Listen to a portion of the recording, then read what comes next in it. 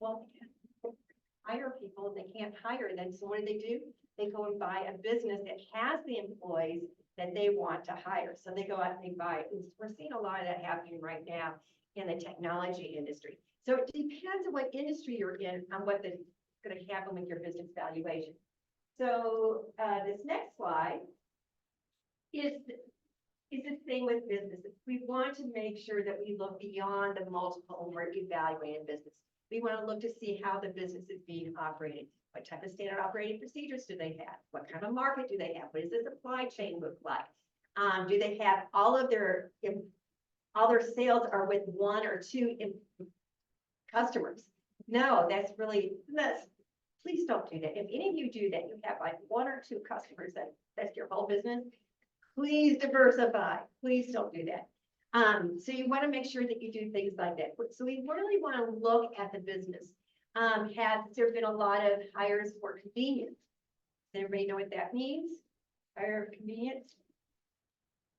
Oh, my brother-in-law needs a job.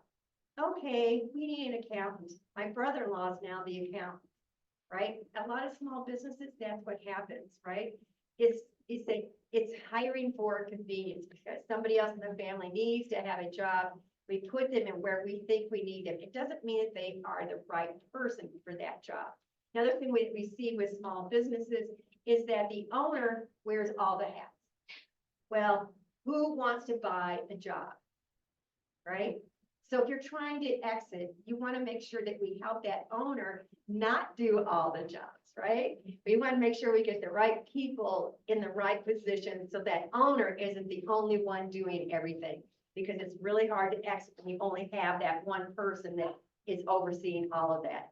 And so having a business valuation will really help you identify what those different positions are. It gives you that tools to say, hey, we need to move brother-in-law to this position, or we maybe need to help them find success in another organization, right? So those are the types of things that we want to be looking at when we're trying to get ready to go. So here are some multiples you can have.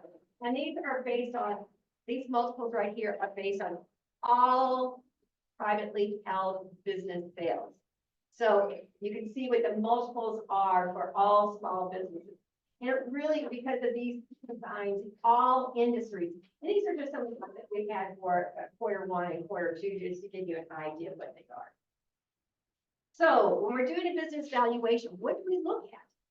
Well, we don't look just at the business itself, because a lot of times you go, well, here's my income statement. Well, that's great. I like your income statement, but I want to look at a lot more than that. So we're doing a business valuation. We're looking at what's going on in the business environment that you are working in. Do you really understand your target market? So many times when I'm working with small businesses, and Jane, you might remember this too from class, is that you ask somebody, what is your target market? And what's the common answer? Everyone. Right. Everybody wants it. And especially, it's kind of like, first of all, it's not your target market, so it's not everyone. Okay, because I'm probably not wanting to go to your business. All right, especially because it never fails. At universities, somebody always wants to start a bar with inexpensive drinks, right? Because everybody wants to do that. Well, even at a university, does everybody drink at a university? No. Not everybody's supposed to be drinking at a university, right? Because the average age is, you gotta be careful that you gotta be 21 or over, right? To go to that cheap bar, right? So we really gotta understand. So do you understand your target market? Do you know why they buy from you? Do you really understand that? And so many times when I'm talking with businesses and I ask them, why do people want to buy from you? They might tell me all about the features, but that's not why people buy. People buy because of value. What kind of value do I get? What does it do for me in me coming by your product or your service that you have? So really, do you understand those things? We're also going to be looking at your competition. Are you keeping up with what the competition is doing? Because remember, your competition is a benchmark for you, right? You want to be looking to see what they're doing. Being aware of what's going on in your market is important. And not just your competition, but in the industry in general. What is going on in your industry so that you know what it, so that are there things happening that you can benefit from? Because best practices we learn from, right? We want to adopt those. We don't want to be recreating the wheel all the time. So find out what those best practices are and implement them where you can. So look to see what's going on in the industry. A lot of times we look at, for Austin itself, another market that we like to look at and compare, which is similar to Austin, is Seattle, Washington. So look to see what's going on with your product or services in Seattle. Is there anything different and creative that's going on that you could start to implement here? So look at that. Supply chain. I'll beat this one up first. We'll keep talking about that for a little bit more. Supply chain, I've already mentioned that a little bit, but the supply chain is really important. After the pandemic, right, we saw what happened with the supply chain, right? Is that we had delays, and that really affected a lot of industries. For instance, in the HVAC, air conditioning, right? HVAC, everybody knows what HVAC, right? Heating. Okay, good. Right, so HVAC. So what happened was that all of a sudden in the supply chain shut down. We couldn't get any replacement. And so instead of people getting new air conditioning, they would have to just keep fixing what they had. And the price then went up so high because they couldn't get it. I remember being at one meeting and there was a woman who owned a HVAC company, and she goes, I ordered from 10 different vendors, hoping that one of them might come in so that I can meet my customer demand, because they were having such a hard time. So looking at your supply chain, do you have backups for your supply chain? Are there other alternatives for you? If you can't get it from one place, is there someplace else you can go so that you can keep your business going on a timely basis? Technology, are you looking to see what else is going on there? What's going on with technology in your industry? It might be with software, it might be hardware. Are there other ways of being able to be more efficient in providing your product, your services? Are you using the technology that you should be using in there? What kind of funding? Your labor pool is so important, as I mentioned before about IT. So we can't hire people. So therefore, we're going out and we're buying businesses so that we can get people to work for our business.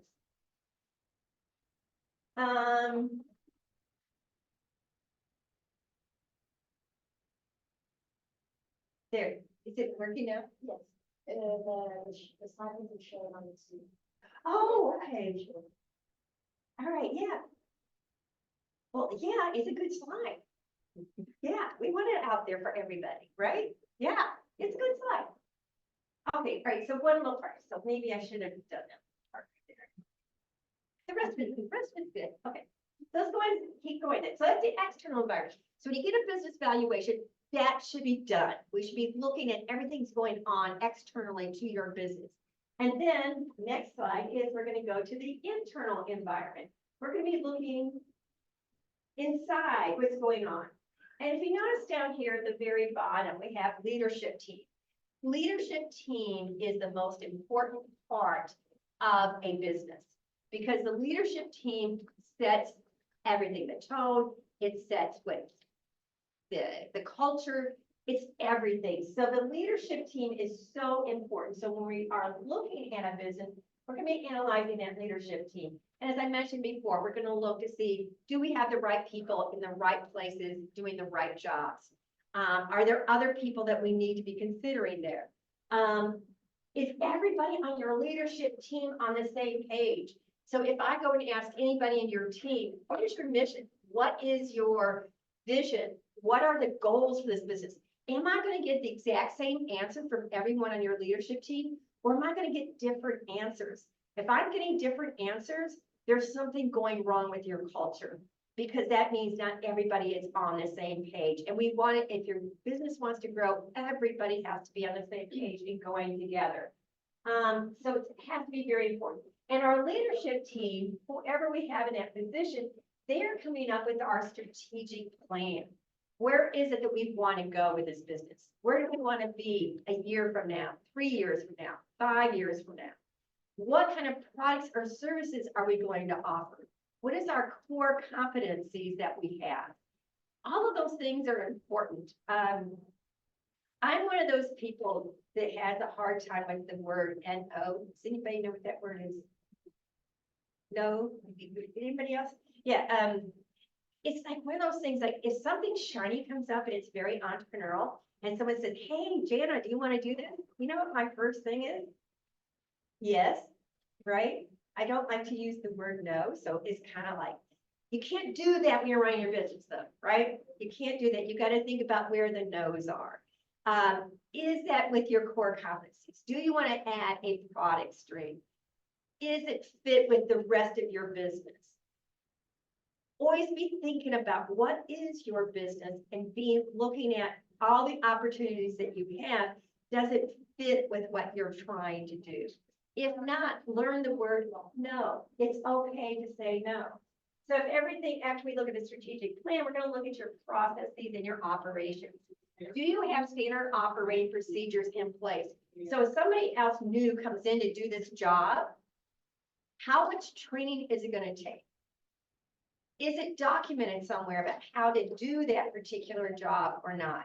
If you don't have that documented, then the next person coming in, they may not be able to do that job as efficiently and effectively as the previous person, and which is going to have a much longer learning curve. And if you have a long learning curve, that's going to affect your customer service and the quality of your product and services that you're offering to your clients. So you got to get everything to be a well-oiled machine within your business, getting those standard operating procedures in place, making sure that everyone knows exactly what needs to be done. And another thing that is really good about that, if you do have these standard operating procedures in place, is that now you have metrics. Now we can evaluate our staff to see, and our people on our team, to see, are they meeting what needs to be done to get their job done, so we have great customer service, great products and services that we're providing. So having that in place, it really will help you with those metrics and evaluating your employees and other members of your team to see if they're doing a good job or not. And then, gotta go up one more. Oh, two more. Financials. Financials, you guys are probably going, finally, I knew financials were in there when we do a business valuation. And you know what? They are. We're going to look at your income statement and we're going to look at your balance sheet. Balance sheet, so important. The balance sheet is your most important financial document. And how many of you spend time on your balance sheet? I get it at the end of the year when my accountant gives it to me, I look at it and I file it, right? That's probably what you do. And instead you're going, I'm looking at my income statement. Well, the income statement is great, but it gives you only a picture of 1 year, of one time frame. A balance sheet tells you everything about the business since it started. That balance sheet is very important. That's where you're going to find your growth. That's where you're going to find trying to grow your business is going to be from the balance sheet, not your income statement. So the income statement is great. It gives you a picture of what's going on. But the one document that drives all of that is our cash flow statement. The cash flow statement is what generates your income statement and your balance sheet. And the cash flow is important as well. But that's when I finally get into those documents and I'll start looking at that. And when I'm looking at in terms of a business valuation, I'm looking to see, are there any type of expenses that were discretionary that you as a business owner decided that you wanted to do? Let's see. So football season started last weekend. I'm not a big football fan, sorry. But I'll use this anyway because I know a lot of my friends are, and they like to go to football games. And so they buy tickets and they write it off against their business, right? Well, I'm not a big football fan. So if I owned your business, would I buy football tickets? Probably not. I don't like long lines. You have to wait long lines to get to a football game, then it's hot and you get stuck in the sun. All right. Do not use that to criticize my presentation. No, just because she doesn't like football does not mean it is not a good presentation, okay? So, but if you buy football tickets, it's okay. But I'm gonna back that out when I'm doing your evaluation, because I'm gonna look at what would a typical owner of your business spend money on. Because as business owners, yes, we have discretionary type of things that we do. Not everybody may be in the same organizations that I have, say in my business. Other people might want to be in different organizations in order to promote their business valuation if they took over my business, say. And then the last one, and this is really important too, and that's your opportunity metrics. Do you have different metrics in place that you are measuring and monitoring for your success to make sure that you are going to get that growth that you want, to get that net income that you want, to get those revenues that you want? Are you spending your time each day doing those things that are going to get you to where you want to go? And those metrics are really important. And it's just not your gross sales. What are you doing to promote your business? Are you looking at return on investment on your marketing? Are you looking at how many people come in the door? How many people are coming back to you? You know, customers come back, that's a good thing. But if people are coming in and they don't renew, why are they not renewing? Where are they going? And understanding all of that. So having metrics in place, and you should have metrics in place for every team member. And it should all be in line with where you want to go in terms of the strategic plan that you have set up for your business. So looking at those opportunity metrics is so important to have that. And so many times I've seen this happen with small business owners. They're so caught up with running their business day to day. They don't have those metrics. They go, I'm just barely getting everything done that I need to get done today. So I don't have it. Take the time to do it. A great tool that I can suggest for you is something I call a placement. And I have it actually I carry it with me in my calendar. I have it in front of me all the time. All the things that I need to do to make my business successful. What am I doing today towards that goal? What have I done towards that goal? And I just check it. So every day I check, did I do these check marks? And you just have it with your calendar. And I laminate it, put it in there, and if I want to, I can update it or I can erase it or whatever. I can put notes on there, but every week I am looking to see, every day I look at that. Am I doing things that are getting me towards my goal of where I want to be with my business? You should have the same thing somewhere. Put it, like I said, check mark. But if you don't monitor it, you're not going to measure it and you're not going to get it. So that is so important. Opportunity metrics, make sure you have that in place. So that's what I look at when I'm doing business valuation on internal. So I have to, because I am certified, I have two certifications in business valuations. One is an international and one's a national. But in order for me to keep those credentials, I have to follow professional standards. And the professional standards that I have to follow are the uniform standards for professional appraisal practices. Somebody who's doing a home appraisal, they have to follow the same thing, but we have to follow those guidelines. So if you don't have someone who is a certified appraiser, they may not be following these standards that we have to follow. So that's really important. And so these standards are telling us exactly what I need to do when I'm doing a business valuation. And a business valuation, I have to look at the external environment. I have to look at your internal operations.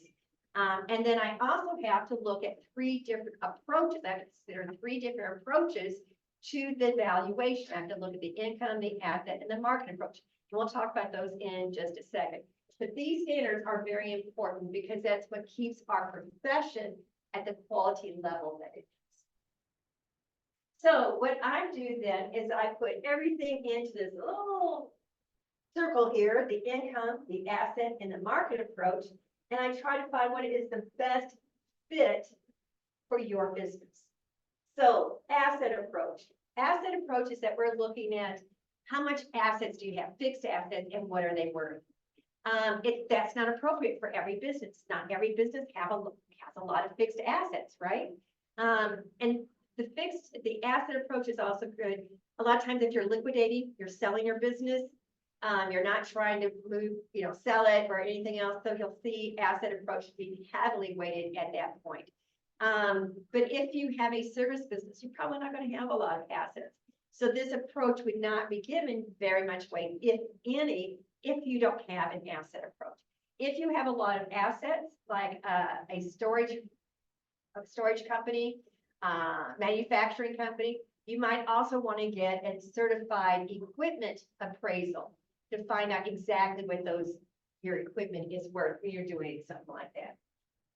The market approach, this is the one that a lot of small business owners are looking at, because we look to see what our competitors, if they sold their business with. Oh, but they sold it and they got a lot of money, so I'm going to sell mine because I can make a lot of money, right? So market approach, we're looking to see what else is happening. And when we're doing the market approach, it's very important that when you're looking at the market approach, that you're comparing similar businesses with yours. And we're doing the market approach, we're looking at all privately owned companies that have sold on the open market. Do not let anybody use a business that is publicly traded for a privately owned business. The metrics are so different. The operations is different. The requirements that you have in terms of your financials that you have to do are so different.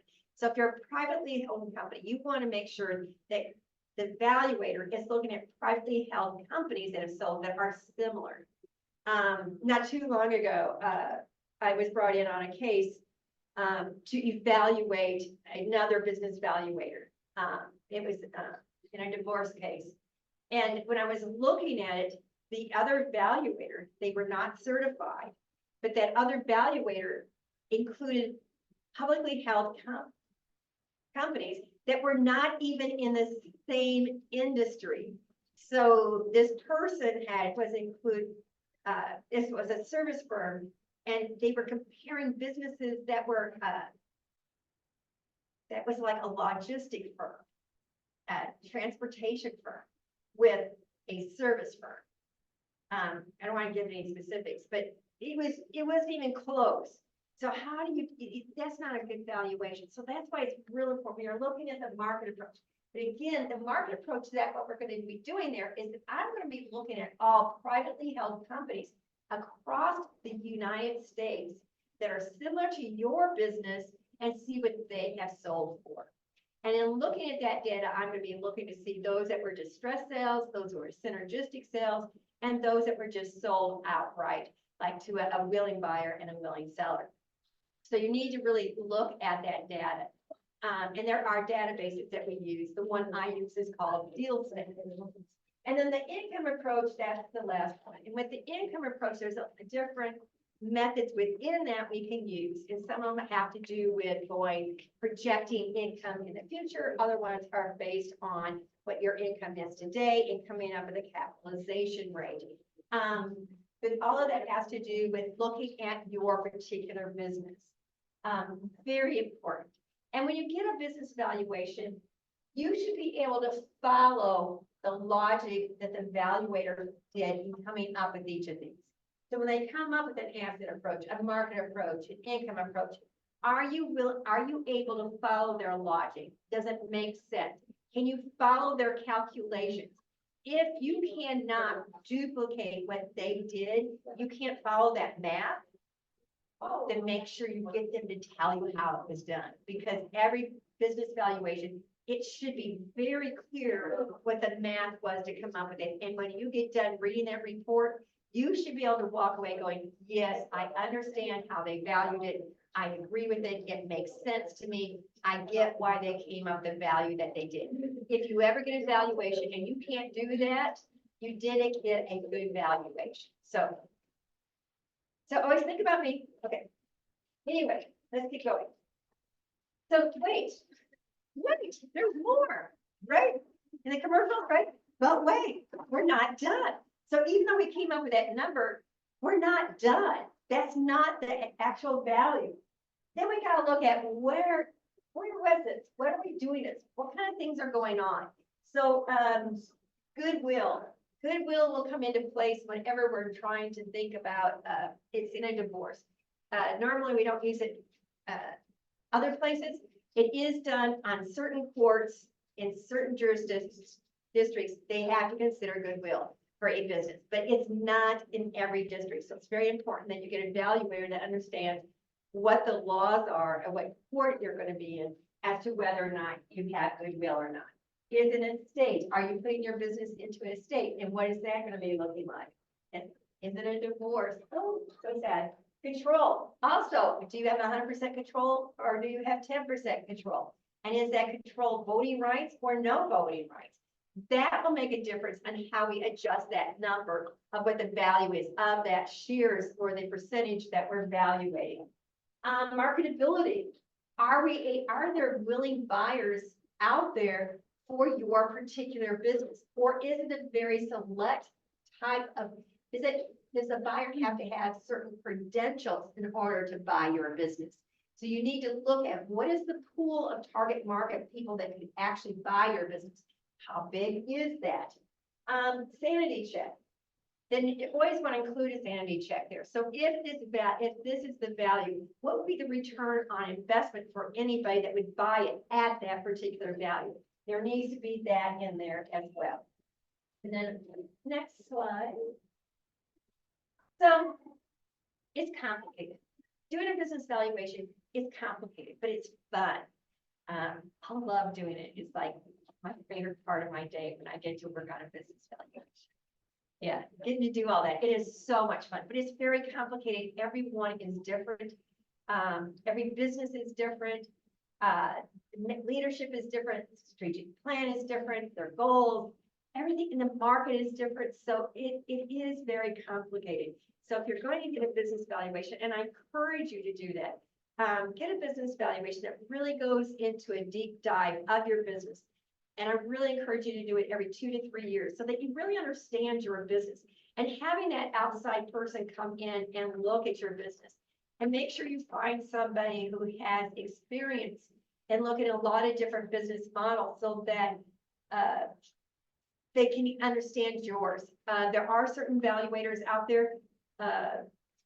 One guy that I know, he only does manufacturing valuations. And so if you're a manufacturing plant and business and you want to have that valuator, I'll be glad to give you their names because that's all that they do. They only do manufacturing for estates. That's it. So we have business valuators out there and they do a lot of different things. So get one that's either very specific to you or one that has experience in a lot of different fields that they are able to look at your business. So it's really complicated. So you really want to be looking at this. And thank you. That is it for today. I probably talked way too fast. Yeah. What's your expertise? Like, what's your focus? I'm very general. I've been doing business valuation since 80s. So I've been doing it since then. I like the variety of businesses, so I enjoy working with a lot of different types of businesses. Because to me, that's interesting. So I like doing it, and I have. Because my background is I do teach entrepreneurship at a university. And so I teach well, I don't really teach. I'm not a very good teacher. I'm more of a facilitator. Yeah. I don't see myself as a teacher. I see myself as a facilitator and a mentor. And so therefore I've worked with a lot of different types of businesses. I worked from Main Street type of businesses, internet. I think the largest valuation I've ever done was $80 million for a technology company.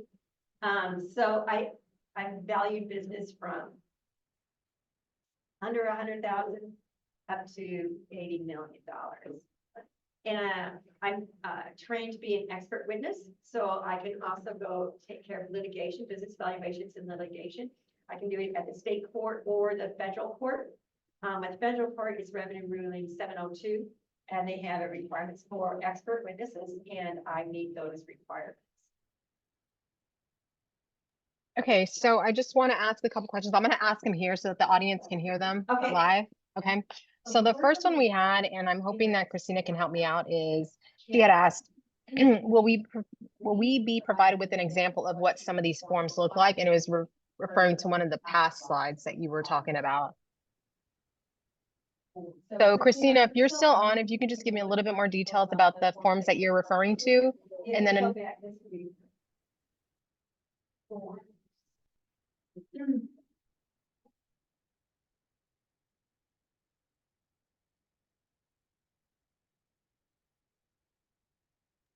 Yeah, I'll be we'll- glad to share my PowerPoint slides with anybody. Yes, so once I hear from her, I'll let you know, but Charles is asking, do fixed assets matter to a solo consultant business? Depends. Okay, thank you, Charles, for the question. It really depends on the type of business. Fixed assets are important for a product type of business. If you have a product and you actually have specific fixed assets for providing that product. For a service, it may or may not. Because I'm thinking about, you know, if we have an IT company, they might have a lot of fixed assets in terms of the technology, the computers, the software that they use in providing their IT service. They might have, you know, an actual server where they're providing the location for the websites for things. So to just say fixed assets are only important for large companies or if not small companies, it really depends on the business you're in. It doesn't, the assets are not a factor of the number of owners or the team size. The fixed assets are a function of the business type that you're providing. That will determine whether or not fixed assets are important. I wish I could see you. Did Okay. that answer your question? Charles, I hope that answered your question. Okay, back to the question that Christina mentioned. She said the budgeting forms that you referenced as the most important. Will you be sharing those? Balance sheet. The balance sheet is very important. If you go to the SBDC website, they have all sorts of examples of balance sheets, income statements, a business plan is on their website. So if you go to it's either the SBDC has that on your website. I know the SBA has it on their website as well. They have all those available to you. SCORE also has that on their website as well. So any of those forms I'm talking about, financial statements like a balance sheet, an income statement, cash flow, examples of those are right there at your local SBDC. Go to your local SBDC and ask them, and they'll be more than happy to help you with those forms and show you how to do those things. In fact, you can ask Jane too, because Jane knows how to do all that. Okay, so for that, I went ahead and put the link for the SCORE templates. I knew that they have those available. Anything outside of that, just connect with us and we'll get you assigned to an advisor and they can definitely provide those things to you. Just want to review. I know we are ending a little bit early, but that means that we're giving time back to you as a small business owner. Just want to see if there's any further questions. And in the meantime, while I wait, I just want to let you know that once this concludes, there'll be a survey. Just let us know how we did. I appreciate everybody for being flexible with us with regards to the event that we were covering today, and we are getting that other one rescheduled. So once we have that information available, we will provide it on the SBDC website training page that you're more than welcome. So if you sign up for this one, then you basically sign up for all of them. And that goes for you as well that are here in person. If for some reason y'all can't make it, y'all will have the links to the Zoom webinar link as well. Okay, and with that, I don't see any other questions, so we'll go ahead and conclude today. And I do appreciate everybody for being with us. I want to thank Dr. Jana Menifee for being quick on her feet and being able to present to our audience today. And I hope everybody has a great. So fast, it was like, oh, I gotta do this. Yes, we're good though. We're good. Okay, everybody, thank you so much. I hope you have a great rest of your week. Bye.